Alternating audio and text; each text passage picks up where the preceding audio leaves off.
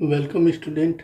आज का जो हमारा टॉपिक है वो टॉपिक है motion of particles under the effect of gravity. मतलब है कि किसी भी पार्टिकल का जो मोशन होता है अंडर ग्रेविटी के कैसे होता है, ये हम आज के टॉपिक में पढ़ेंगे। तो इसके लिए सबसे पहले हमारा हेडिंग होगा मोशन ऑफ particles under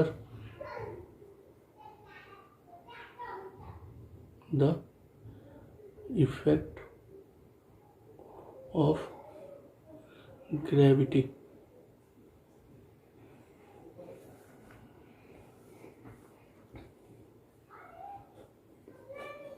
इसका मतलब हो गया कि जो है गुरुत्व के अंतर्गत कण की गति, गुरुत्व के अंतर्गत कण की गति। जैसे हम जानते हैं कि किसी भी ऑब्जेक्ट को ऊपर या नीचे फेंका जाता है, तो जब हम किसी भी ऑब्जेक्ट को ऊपर फेंकते हैं तो ऊपर फेंकने पर जो है अर्थ की ग्रेविटी उसको अपनी ओर खींचती है। तो इस तरह से जो हम मोशन के 3 इक्वेशन पढ़ चुके हैं। पहला इक्वेशन पढ़े हमने v equal to U plus E T. Second equation s equal to you T plus half A T square. v square equal to you square plus 2as। ये जो यूनिफॉर्म एसिलेशन के जो अंतर्गत या अंडर पार्टिकल्स मोशन करते थे, यहाँ पर एसिलेशन जो होता था ए से डिनोट किया जाता था। लेकिन जब कोई ऑब्जेक्ट जो है ऊपर की डायरेक्शन में फेंका जाता है, तो अगर किसी बॉल को जो है ऊपर की डायरेक्शन में फेंका जाए तो हमेशा ग्रेविटी जो जी होती है वो नीचे वर्क करती है। इसीलिए इसकी डायरेक्शन जब ली जाती है हमेशा तो निगेटिव ली जाती है।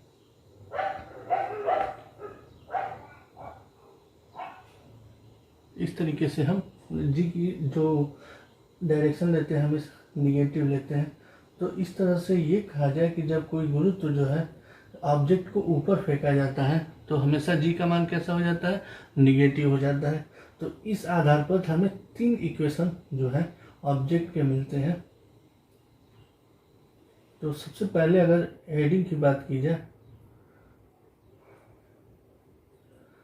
तो जब ऑब्जेक्ट जो है ऊपर से नीचे की ओर आ रहा हो, डायरेक्शन उसकी कैसी हो, पहली हेडिंग में हम लेंगे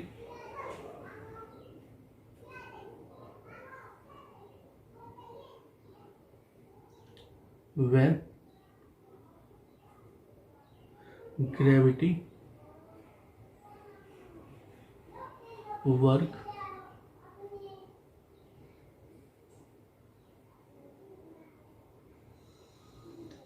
as a form of acceleration।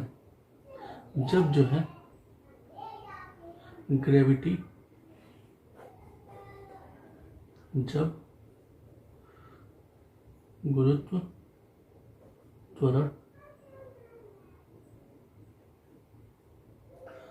त्वरण के रूप में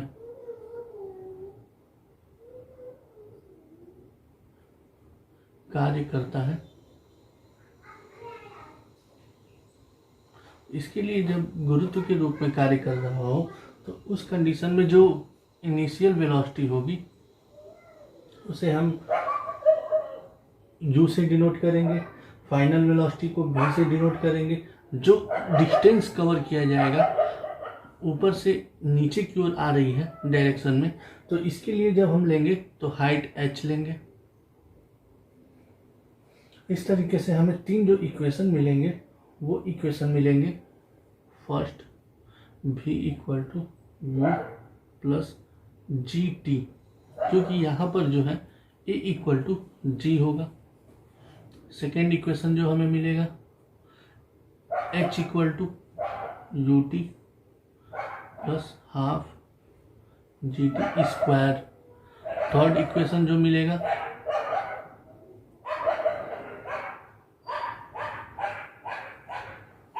v square equal to you square plus 2gh। इस तरीके से ग्रेविटी के अंतर्गत जो है अगर कोई भी ऑब्जेक्ट ऊपर से नीचे की ओर आता है तो a इक्वल टू जी यहाँ लिया जाता है और वहाँ पर 3 इक्वेशन मिलते हैं। और एनवे सेकेंड में चलिए दूरी के लिए जो लिया जाएगा, एंड सेकेंड में जो डिस्टेंस कवर किया जाता है वो h equal to U plus half G 2t minus 1। ये 4 फार्मूले हमें मिलते हैं। जी के अंतर्गत जब ऑब्जेक्ट जो है एसिलेशन के फॉर्म में वर्क करता है, ग्रेविटी जो होती है एसिलेशन के फॉर्म में वर्क करती है, मतलब ए इक्वल टू जी के रूप में लेते हैं। तो जहाँ जहाँ फर्स्ट यहाँ इक्वेशन में हम ए ले हैं वहाँ पर हम जी ले लेते हैं। इसी तरीके से बी हमारी सेकेंड हेडिंग जो है एसिलेशन जो है जो ग्रेविटी है वो डिटार्सन के रूप में वर्क करती हो व्हेन ग्रेविटी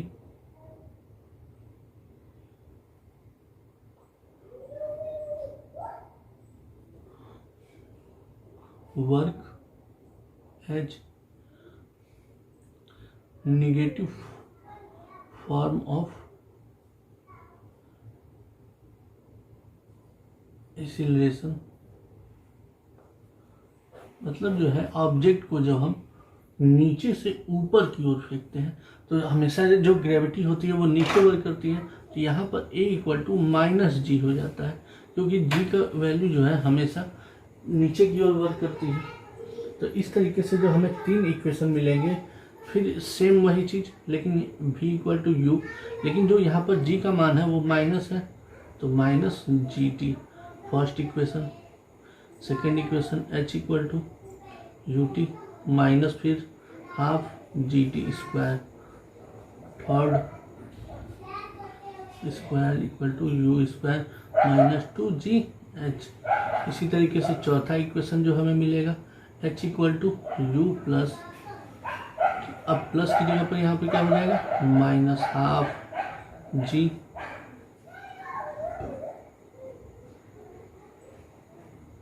जो है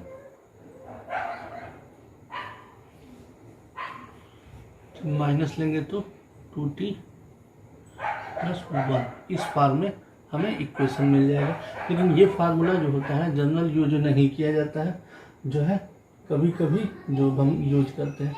और यहाँ पर जो हमारी फाइनल वेलोसिटी होती है वो जो है जब हम ऊपर से नीचे आते हैं तो हमेशा जो है v की वैल्यू 0 हो जाती है क्योंकि यहाँ पर अंतिम वेग हमेशा स्टे पोजीशन पर होता है। तो इस तरीके से हम ग्रेविटी जो है के अंतर्गत किसी भी ऑब्जेक्ट का मोशन कैसे होता है उसके लिए 2 फार्मूले a इक्वल टू जी के फॉर्म में जब होंगे तो इस तरीके से हम लिखेंगे, जब दूसरा फॉर्म होगा तो इस तरीके से किया जाएगा। तो इस पर अगर कोई क्वेश्चन अगर करना जाए तो एक क्वेश्चन देख सकते हैं हम।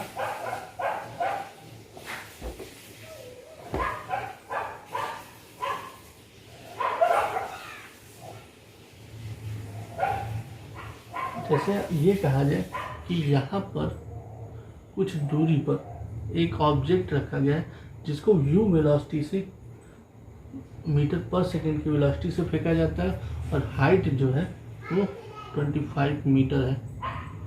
अब ये कहा जाता है कि ऑब्जेक्ट को जब हम वर्टिकल फेंकते हैं तो ये जो है कितनी ऊपर हाइट पर जाएगी और उसके बाद जो है धरती से टकराने से पहले कितना समय लेगी, अर्थ पर ये आने से पहले जो है कितना टाइम लेगी।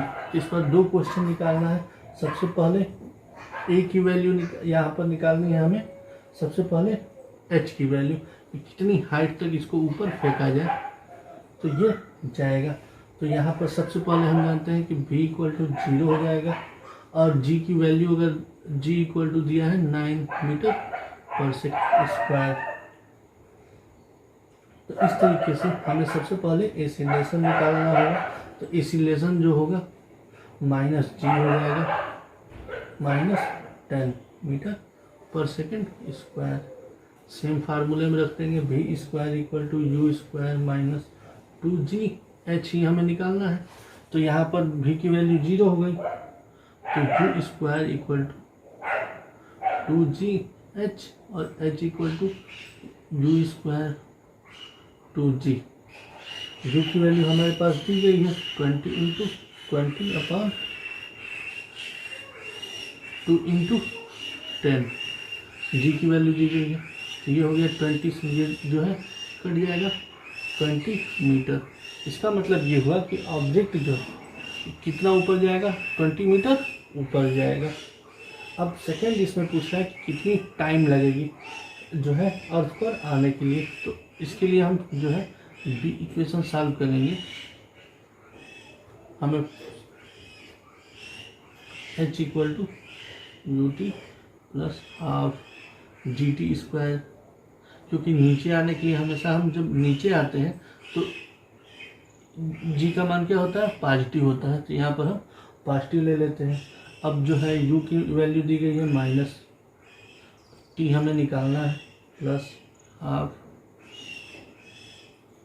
इंटू टी स्क्वायर, h की वैल्यू दी गई है 25, तो इस तरीके से 25 माइनस 20 प्लस 2 से 10 कट जाएगा 5 टी स्क्वायर।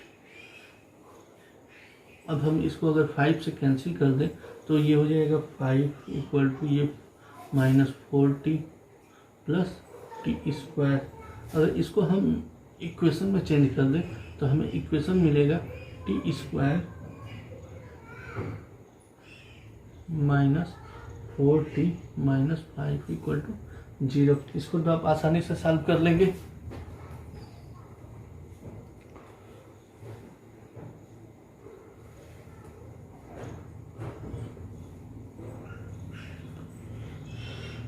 तो इसको जब हम सॉल्व करेंगे तो टी माइनस 5 ये हो जाएगा यहाँ पर प्लस 1 फिर टी माइनस 5 इक्वल टू 0। अब देख टी माइनस 5 और टी प्लस 1 दो इक्वेशन हमें मिल गए। तो टी इक्वल टू 5 सेकेंड और T equal to minus 1 second. तो टाइम जो होता है कभी भी माइनस नहीं होता है। टाइम ये जो टाइमिंग जो दी गई है, टाइमिंग जो होती है, टाइम इज ऑलवेज पॉजिटिव। तो सो आंसर हमारा जो हो जाएगा t इक्वल टू 5 सेकेंड। इस तरीके से दो चीज़ हम फाइंड किए हैं। पहली चीज height find, height cover by object. Second हमें करना था टाइम। ये दो चीज़ हमें फाइंड करनी थी। और यहाँ ये हाइट हो, मैक्सिमम हाइट हमारी 20 मीटर और टाइमिंग जो हो गई 5 सेकेंड। तो इस तरीके से हम क्वेश्चन को सॉल्व कर लेंगे। Okay, thanks student.